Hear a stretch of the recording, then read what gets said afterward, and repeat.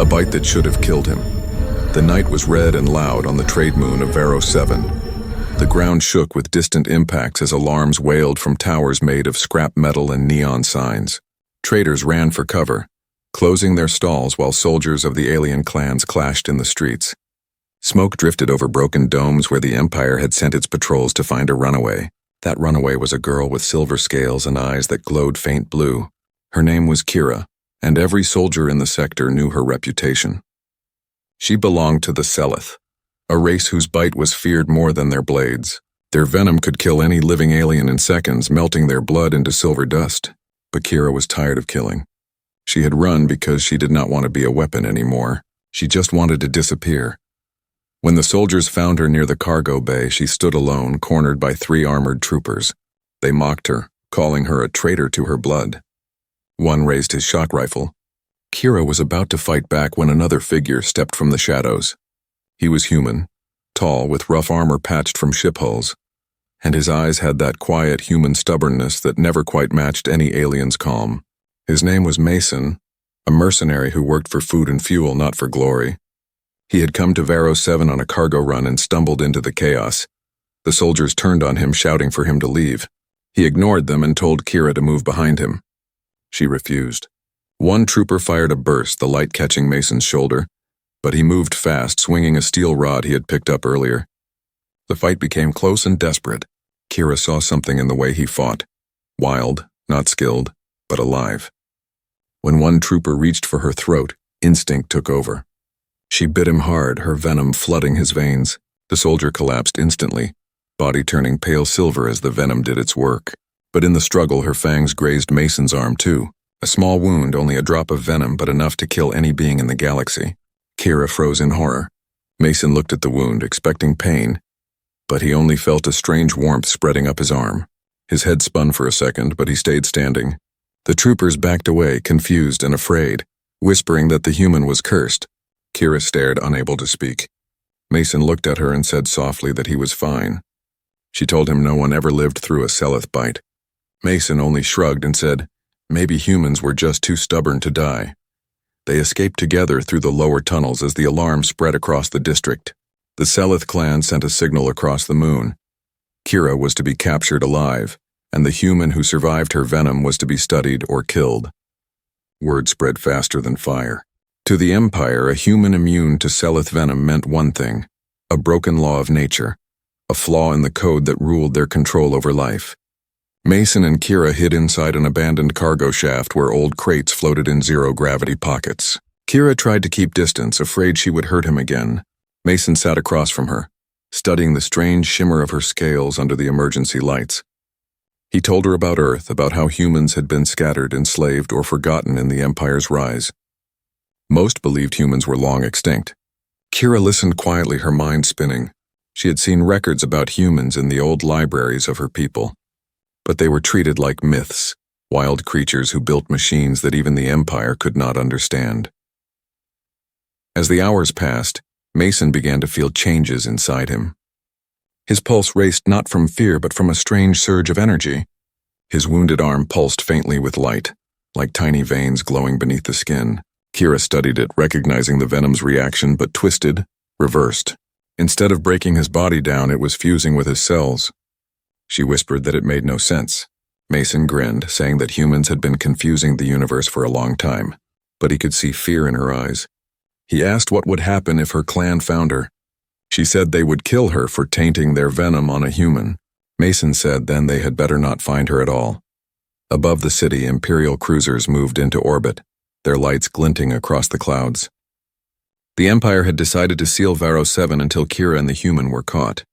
Every broadcast on the moon showed Kira's face and a message promising a reward for her capture. Mason and Kira had nowhere to go. She sat in silence, her mind replaying the moment she bit him, how his blood refused to die. She finally spoke. Maybe her venom was never meant to kill humans. Maybe humans were part of what made it. Mason looked at her curiously. He asked what she meant. She said her ancestors once worked for ancient scientists who shaped life with coded blood.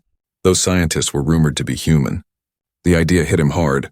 It meant the venom that should have killed him was something humans created long ago. Kira looked at him, voice shaking.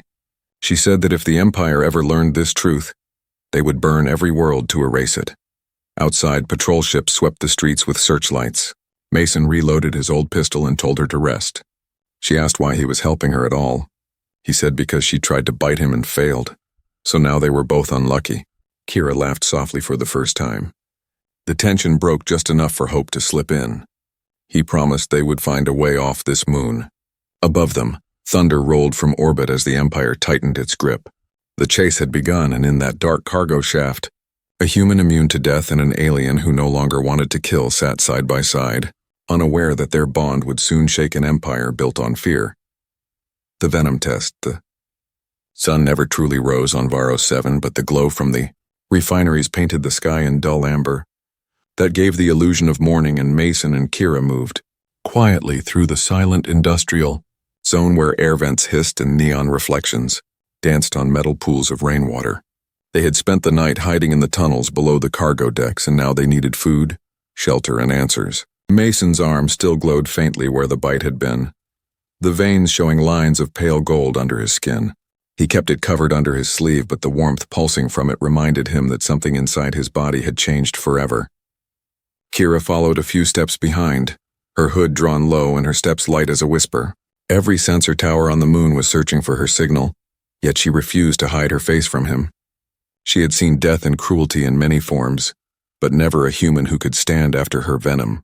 She had been raised to believe that her bite carried divine judgment, and yet here he was walking ahead, muttering jokes about breakfast and bad luck as if the laws of biology meant nothing to him. They slipped into an abandoned lab complex that had once belonged to a medical guild before the Empire seized control of Varro 7. The room smelled of old metal and burned ozone, but the instruments were still intact. Mason scavenged what he could: vials, scanners, and an old bioprobe that flickered weakly to life. Kira began to prepare a test, her hands moving with mechanical precision. She asked for a sample of his blood, and he hesitated for only a moment before cutting a small line on his palm and letting a few drops fall into the dish. She did the same with her venom, pressing a fang carefully into her own arm and drawing out a silvery fluid that shimmered like liquid glass. As the two substances mixed, the reaction was instant. Instead of smoke and decay, the mixture glowed brighter, alive, like two streams of energy feeding each other. Kira stared, unable to breathe. The scanner's readings jumped off the scale, showing spikes of energy that no biological pairing should produce. Mason leaned closer and said softly that it looked like fire meeting fuel. Kira shook her head and said it was impossible because her venom destroyed everything except its own kind. Mason grinned faintly and said that maybe humans were its kind too. They watched the data scroll across the cracked screen, symbols flickering from one language to another. Kira realized that the venom's code recognized Mason's cells not as foreign, but as ancient kin. She explained that her venom carried a genetic cipher meant to detect and erase alien tissue. It was created long ago to defend her people during wars of domination, but now it was reading Mason as native, not target.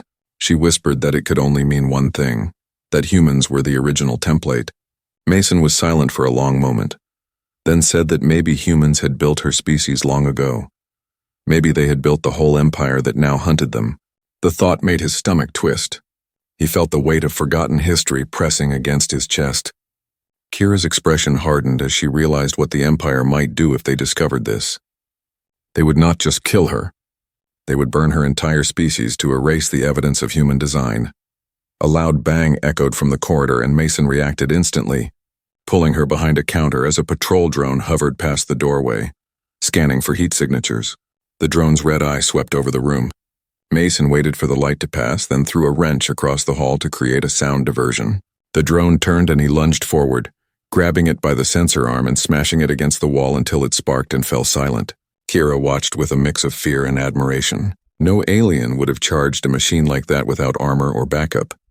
Yet Mason did it with nothing but nerve and quick timing.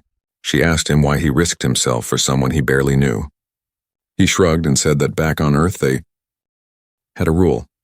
If someone's running from the people in charge, they probably have a good reason. That simple logic made her laugh softly again. They packed up their samples and moved through maintenance tunnels to a lower sector known as the Shade District, a maze of black market shops and forgotten factories. The air was hot and damp, filled with steam from broken pipes. People here didn't ask questions, but Kira still kept her hood low. They found shelter in an old freight container converted into a safe house by smugglers who owed Mason favors. There they met a medic named Doran, an old friend of Mason who patched up fighters and fugitives. Doran looked at Kira's strange eyes and hissed under his breath, realizing who she was.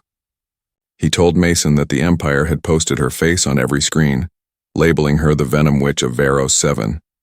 Mason told him the truth in a low voice, that her venom didn't kill him. Doran didn't believe it until Mason rolled up his sleeve and showed the glowing veins. The medic stared, muttered curses in disbelief, and began running his own tests using scavenged instruments. The readings were clear. Mason's metabolism had increased by 40%. His muscle fibers strengthened, his immune system rewriting itself in real time. Doran said he was no longer fully human. Mason just laughed and said he felt fine, maybe even better than fine. Kira sat in silence as Doran and Mason argued about the risks. Her mind drifted to the stories her elders had told her about the first code, a forgotten language said to have been written in human blood. Her people believed it was myth, but now she could see that it was real, running in Mason's veins. She felt guilt for biting him and fear for what they had uncovered. When she finally spoke, her voice trembled. She said that if the Empire learned a human could survive her venom, they would come with ships and fire until nothing was left. Mason looked at her and said they had already started doing that long before she bit him. He told her that humanity had always survived worse, and now maybe they had a chance to fight back with something stronger than guns, proof that humans were never meant to vanish. Outside, the city lights flickered as Imperial forces sealed off the Shade District. Drones screamed overhead, scanning every building. Doran told them they had to move deeper underground to the old sewer grid where signals could not reach. Mason packed the blood samples and data drives. Kira looked at the glowing dish one last time, the mix of human blood and venom still pulsing faintly like a heartbeat. She whispered that it was alive, a fusion of two worlds that were never meant to meet. Mason smiled and said maybe that was why it mattered. They slipped out into the steam and shadows, blending with the crowd as alarms rang across the district. The Empire had found their trail, but something had changed. Kira no longer felt like prey, and Mason no longer felt like just a survivor. In that moment, they were something new, an echo of a history that refused to stay buried, a spark that would soon ignite into a storm the Empire could not contain. The girl who can kill a fleet. Storm over Vero 7 had turned the sky into a sea of lightning as Kira and Mason followed the old sewer lines deep beneath the city. The air was thick with moisture and iron, and every sound echoed like a ghost through the tunnels. Mason carried the small data core wrapped in cloth, the one that held the results of their venom test, while Kira moved ahead using her faint bioluminescence to light the path. The deeper they went, the more the tunnels began to change from pipes and metal to carved stone marked with symbols from an older civilization that neither of them recognized. It felt ancient, almost human in its design, and Kira felt her heartbeat quicken as if something inside her blood recognized the place. They finally reached a massive sealed door made of bronze and alloy fused together. Faded words were etched into its surface, letters Mason could barely read but knew instantly. They were in English. He ran his hand over the words that said, Archive 9, Property, of Earth Colonial Biogenesis Project. Kira asked softly what it meant, and Mason replied that it meant humans had been here long before anyone thought they had. The door's locking system was dead, but Kira noticed a panel still faintly glowing with power. Her venom could interface with biotech systems, so she bit her fingertip and pressed it to the port. The door responded instantly, scanning her blood, and the entire wall shuddered before opening slowly, releasing a breath of cold air that had been trapped for centuries. Inside lay rows of glass pods filled with old human equipment, data crystals, dried-up samples, and skeletal remains of scientists wearing faded Earth uniforms. It was a tomb and a secret at once. Mason stood silent as Kira approached one of the control consoles that still worked on backup energy. When she touched it, the console came alive with a holographic projection of a woman wearing an old Earth insignia. The recording began to speak in a calm voice, explaining that the Seleth were part of an experimental species designed to act as living guardians and genetic keys for human technology. Her venom was the safeguard, a weapon encoded to destroy any life form that wasn't part of the human genetic pattern. Mason realized that meant her bite had never been a curse, it was a relic of human creation. Kira's hands trembled as she watched the rest of the message. The scientist spoke of a war that had destroyed the human colonies centuries ago. A war fought between humans who believed in machine control and humans who believed in living biology. The victors became the architects of what would later evolve into the Empire. Mason understood then that humanity's fall had not been an extinction. It was an evolution twisted by time and power. The Empire had built itself on the ashes of old human science, forgetting its origin and enslaving the very creations meant to protect them. Kira turned to him, eyes wide with both fear and awe. She said softly that her people were never free. They were made to serve a human purpose that had been lost. Mason clenched his fists and said then it was time to give that purpose back its meaning. Suddenly the console flickered and the voice changed into a metallic tone. A transmission was being traced. The Empire had detected the ancient system reactivating. Mason shut down the power source, but it was too late. The Empire now knew where they were. Kira pulled a map from the data archives before everything went dark.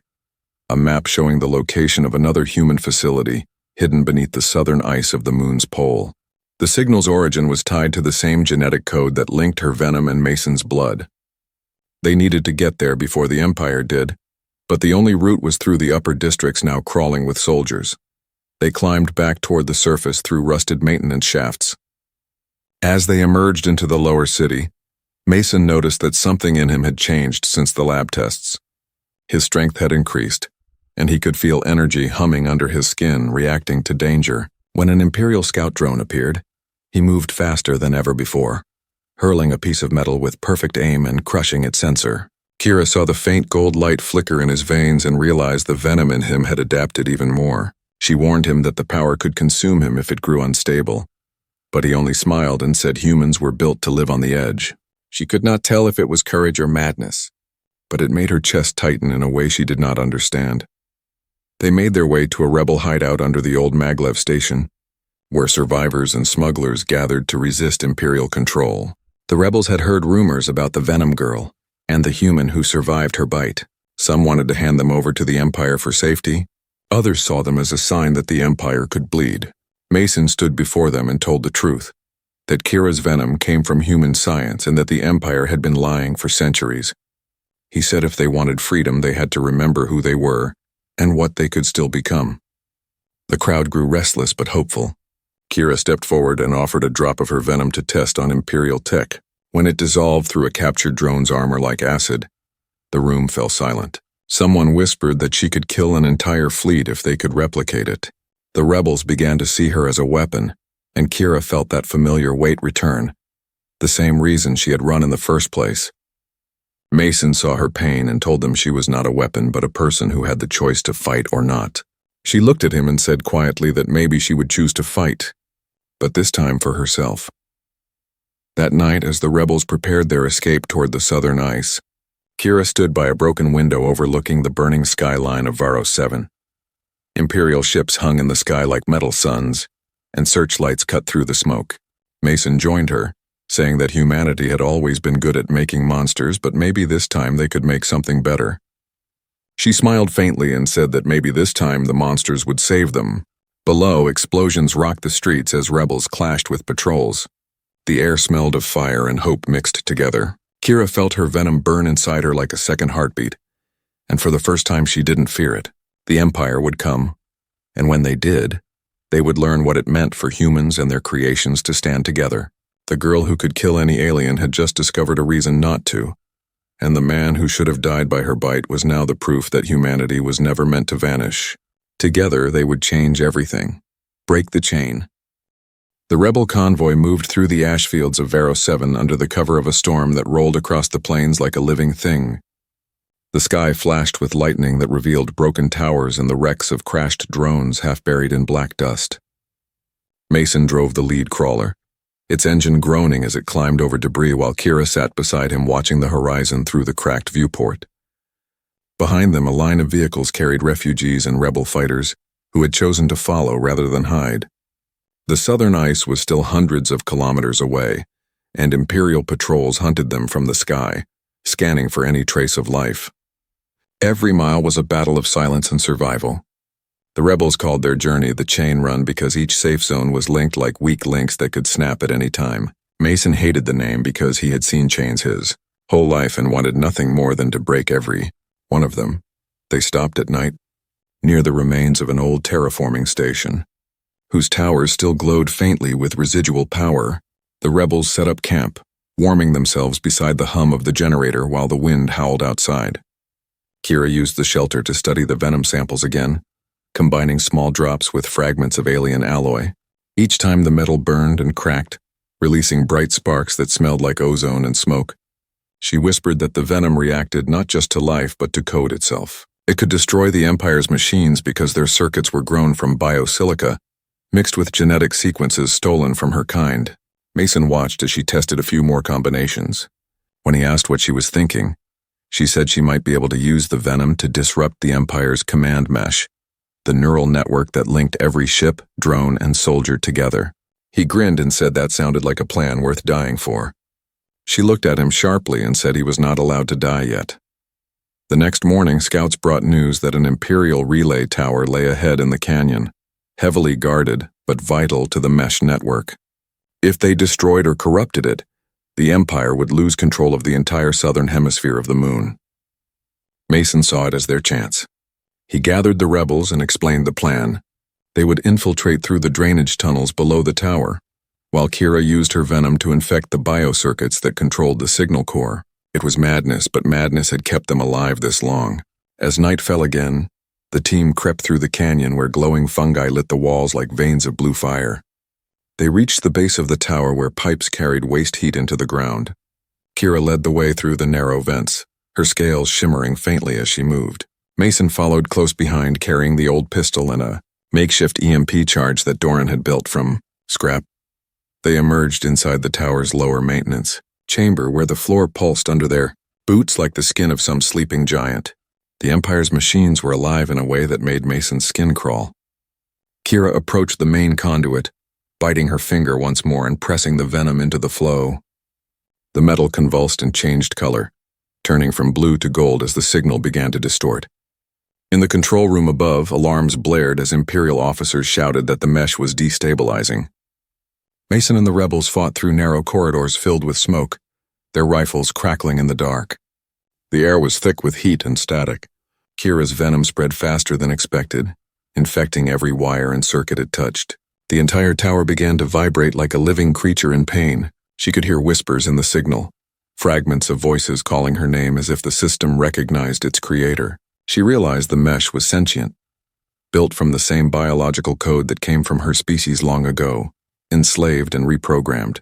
She felt its confusion, its fear, and she whispered softly that she would set it free. Mason reached the top of the tower and planted the EMP charge on the core. Imperial soldiers burst through the doors, firing energy bolts that scorched the walls. The rebels returned fire while Mason shouted for Kira to finish the sequence. She focused, pouring every drop of venom into the link. The tower screamed as circuits melted and the light turned blinding white. Mason hit the detonator and a wave of silence rolled out across the canyon as the core imploded.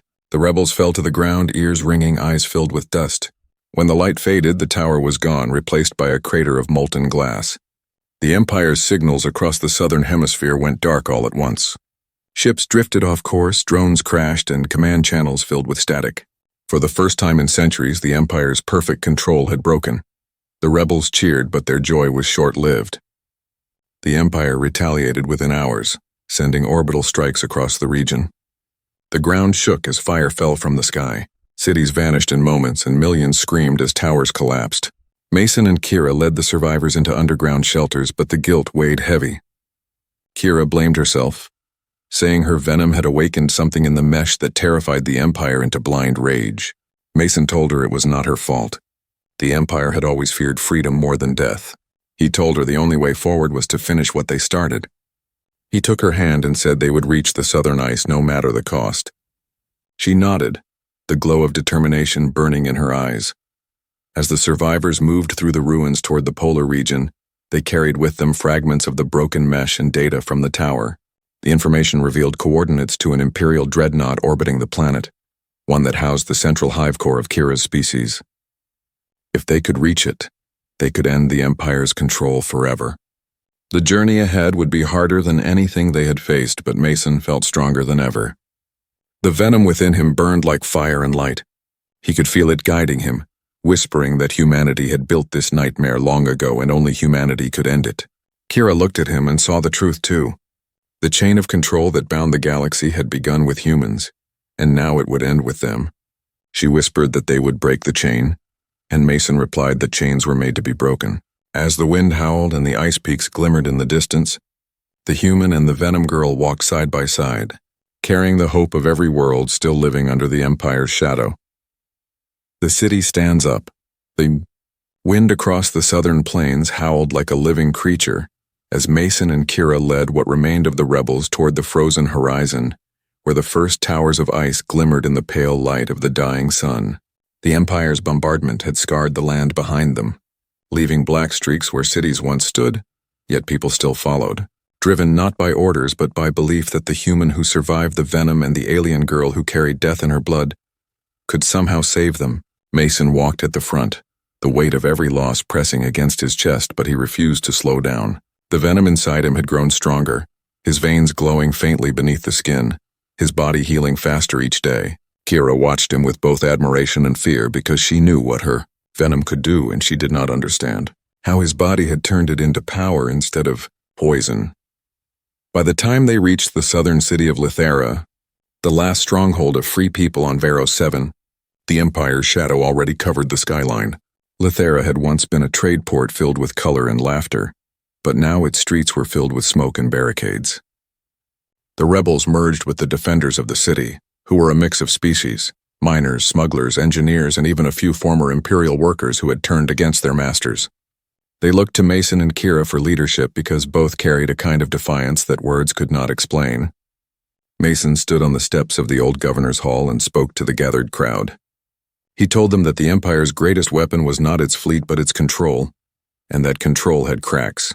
He said they had already broken part of the command mesh, and if they could keep fighting together, the Empire would have to face a truth it feared more than rebellion, the truth that free minds could not be predicted or contained. The people cheered, and for the first time Lithera felt alive again. Kira worked day and night in the makeshift labs built inside the city's old water treatment plant. She taught the engineers how to synthesize harmless versions of her venom, to use as disruptors against Imperial machines. The miners brought her old drill injectors, and she modified them into launchers that could fire glass ampules filled with the venom mix. The students from the city universities joined her, learning how to handle the unstable compounds. The smell of metal and acid filled the air, but no one complained because every breath meant resistance. Mason coordinated the outer defenses, training civilians to fight with salvaged weapons and helping them build rail throwers from scrap and old crane parts. These makeshift cannons could punch through light armor, and soon the rooftops of Lithera were bristling with them. Each time a cannon fired and took down a drone or fighter, cheers echoed through the alleys. The people of the city had stopped being afraid.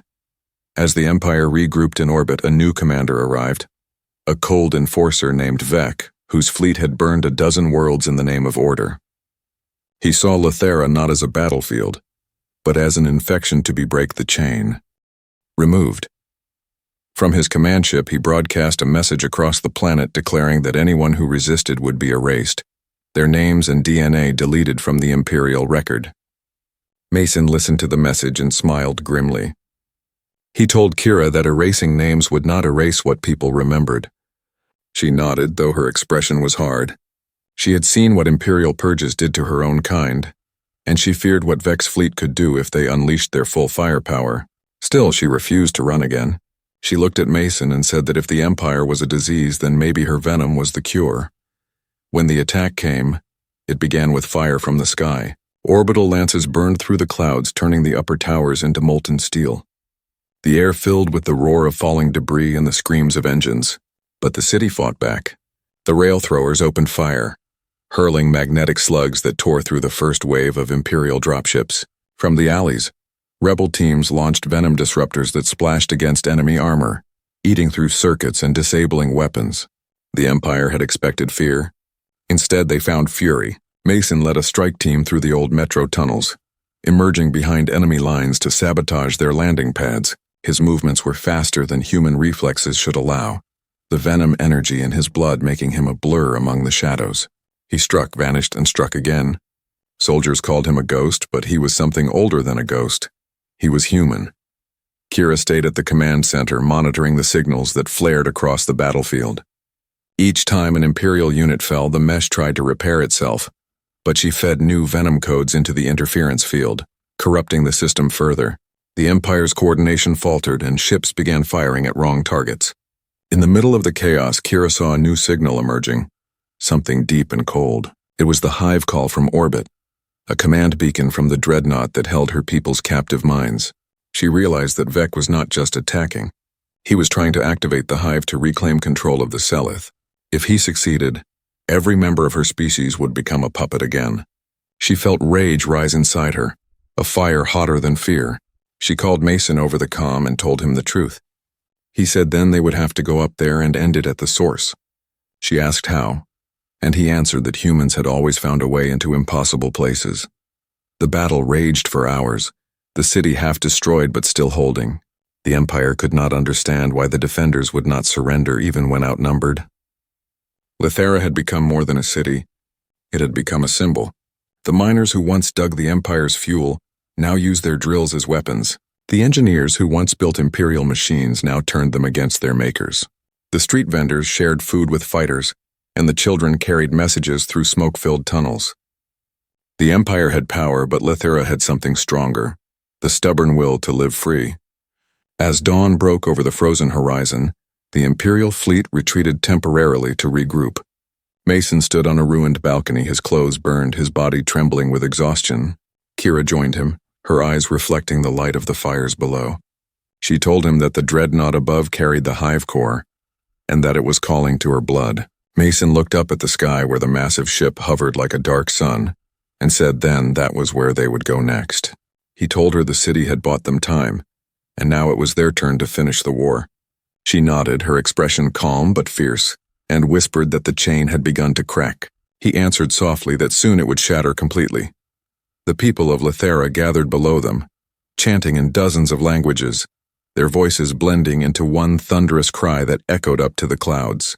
Humanity had always been divided by culture and history, but now on this faraway moon, their spirit had united every species that wanted freedom.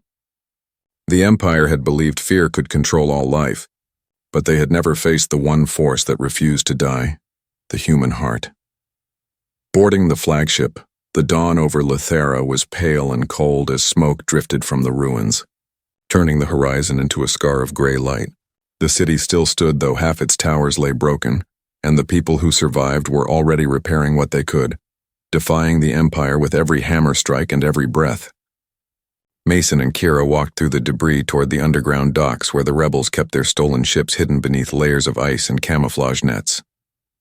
The air inside the tunnels was cold enough to sting the lungs, and the engines of the captured freighters hummed softly in the dark. The plan was reckless even by human standards.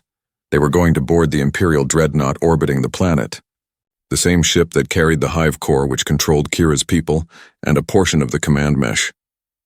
It was a mission that no one expected to survive, yet every rebel volunteered. Mason refused to bring more than a handful, saying that too many would only make them easier to detect. Kira insisted on coming, not because she wanted to, but because she had to. The hive was calling to her blood, a whisper that grew louder every hour, drawing her toward its heart like gravity. The ship they would use was a captured Imperial destroyer named the Ashwing, patched together with human engineering and rebel courage. Its hull still bore the scars of battle, and its engines had been rebuilt using mining reactors and scrap fuel cells. Mason stood at the helm wearing his old combat harness while Kira sat beside the navigator's chair, eyes closed as she tried to mask their signal with her venom, tricking the Empire's sensors into reading them as friendly.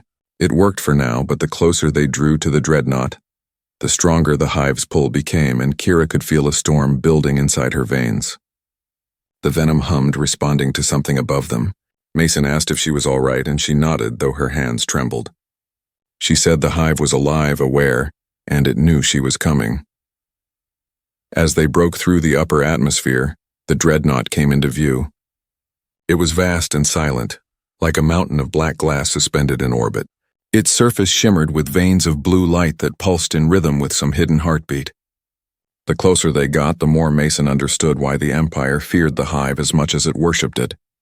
It wasn't just a ship, it was alive, an organism of metal and code, and at its center lay the mind that controlled millions. Kira guided the Ashwing toward a maintenance bay beneath the dreadnought's hull. The ship slipped through the outer shields using the stolen codes from the relay tower. Once inside, the bay lights flickered on and mechanical drones began to stir. Mason ordered the crew to power down everything and move silently. The air smelled like oil and decay. They wore rebreathers to block the toxins while they unloaded their gear. The plan was simple: reach the hive core, upload the counter-venom virus Kira had developed, and destroy the command node before the Empire could react. They moved through the maintenance corridors, walls pulsing with dim blue light as if the ship itself was breathing. The corridors were narrow and alive with sound, the hum of data streams running through organic cables that twitched when touched. Kira's venom glowed faintly under her skin as it resonated with the hive. Mason noticed her growing pale and asked her to stop, but she said the hive recognized her as kin and was letting them pass. She pressed her hand against a control panel, and the doors opened as if obeying her command. For a moment, Mason saw what she saw: a network of living circuits stretching endlessly through the ship, all connected by the same pulse that now echoed faintly in his own blood. He realized that his infection, his link to her venom, allowed him to sense it too. It was like standing inside the mind of a god that had forgotten its purpose. They reached the core chamber, a vast hollow sphere suspended by cables and glowing filaments. At its center floated a crystalline structure the size of a tower, and inside it pulsed a light that seemed alive. The hive spoke through that light, not in words but in impressions: fear, pain, longing.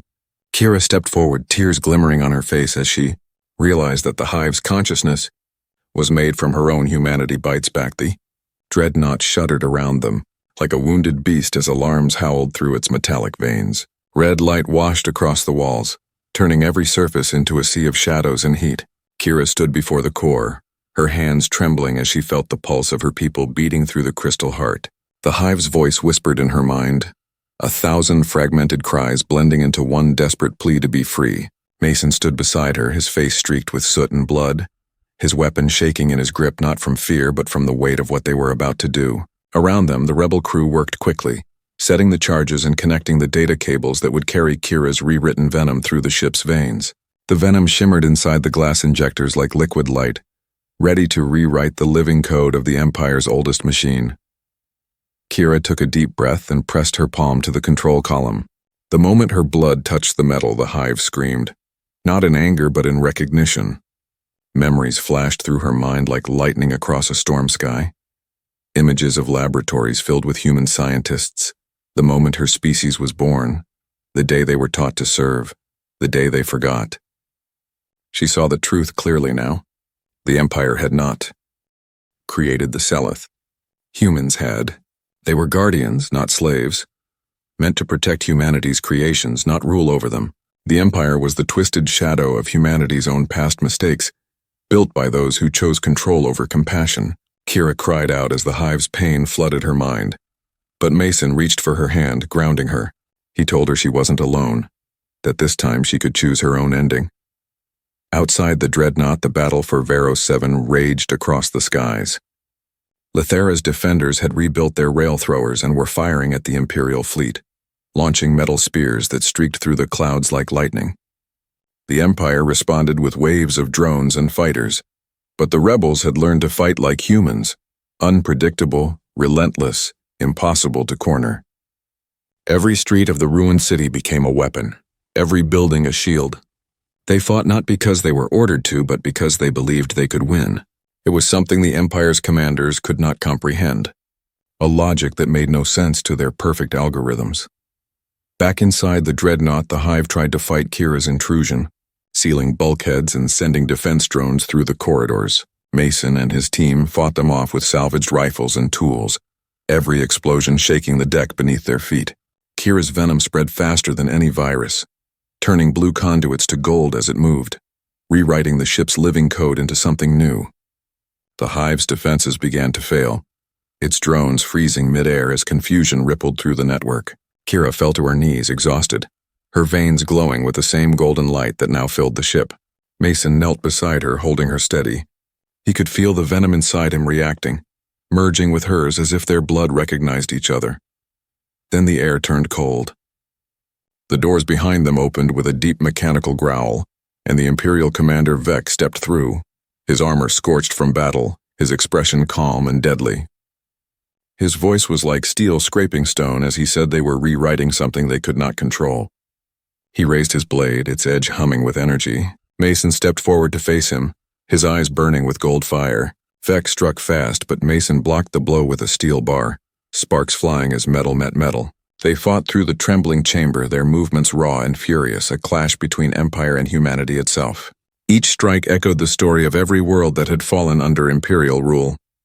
Mason fought like a man with nothing left to lose, his strength driven by the venom's power and the fire of human defiance. Kira forced herself back to her feet, watching as the core flickered violently. The hive's voice grew louder, crying for release. She reached for the injector controls, her hand shaking. Mason shouted for her to do it, to finish it. Vex roared and drove his blade through Mason's shoulder, but the human didn't fall. He grabbed the commander's wrist and pulled him closer, whispering that humans never broke, they just adapted. With a surge of strength, Mason twisted the blade free and plunged it into Vex's armor, pushing until the light in the commander's eyes dimmed. Mason collapsed to one knee, his breath ragged, and shouted for Kira to end it now. Kira slammed her hand down on the injector pad, releasing the rewritten venom into the hive's bloodstream. The ship convulsed as golden light spread through every corridor and every circuit. Across the Empire's network, the same light erupted, traveling through the command mesh faster than any signal. On distant worlds, ships and soldiers suddenly froze as their implants shut down. The enslaved minds of Kira's people awoke, no longer bound by the Empire's control. The hive's voice turned from pain to wonder, whispering gratitude as the core split open in a burst of pure light. The explosion tore through the dreadnought, ripping its structure apart from the inside. Mason grabbed Kira and ran toward the escape corridor as fire rained around them. The corridors collapsed, walls melting like wax. They reached the hangar where the Ashwing waited, its engines flickering weakly. Mason pushed Kira aboard, shouting at the pilot to launch. The ship tore free from the crumbling dreadnought just as the core detonated, a golden sun bursting into the void. The shockwave struck them hard, throwing the ship into a spin, but the pilot fought the controls until the stars steadied once more. Through the viewport, they watched as the Empire's flagship broke apart, its fragments burning in the planet's upper atmosphere like falling stars. Silence filled the cabin. Mason slumped against the wall, breathing heavily, his arm bleeding where Vex's blade had struck. Kira knelt beside him, pressing her hands to the wound as her venom sealed it slowly. He smiled faintly and said that she still bit too hard. She laughed through her tears and told him that if he died now, she would have to bring him back just to kill him again. He smiled wider and whispered that humans were harder to get rid of than she thought. As the ship descended toward Veros 7, the rebel radios came alive with shouts and cheers. The Empire's fleet was retreating, its remaining ships turning against each other as the liberated minds of the hive spread confusion through their ranks. On the ground, the people of Lithera looked up to see the sky filled with falling wreckage and golden fire. They knew then that the war had changed. The dreadnought's fall became a symbol for every enslaved world, a signal that the Empire could bleed and that freedom was possible. When the Ashwing landed, Mason and Kira stepped out into the dawn light. The wind carried the smell of ash and rain, and the people gathered around them, silent for a long moment before erupting into cheers. Mason looked up at the sky where the last fragments of the dreadnought still burned, and said softly that it was finally over. Kira shook her head and told him it was only beginning. They had freed the hive, but now they would have to rebuild the galaxy the Empire had broken. Mason nodded, the faint gold glow still flickering in his eyes. He said that was fine because humans had always been good at starting over. The people of Veros 7 began to rebuild, not under flags or empires, but under the promise that no one would ever be chained again. The girl whose bite could kill any alien had used that power to save countless lives, and the human who should have died by that same bite had proven that humanity's greatest strength was not its weapons, but its refusal to give up. Together they had broken the chain that bound the stars. The legend of Kira and Mason spread across the liberated worlds, carried in songs and stories that ended with one simple truth that echoed through time. Humans don't quit, even when the universe tells them to.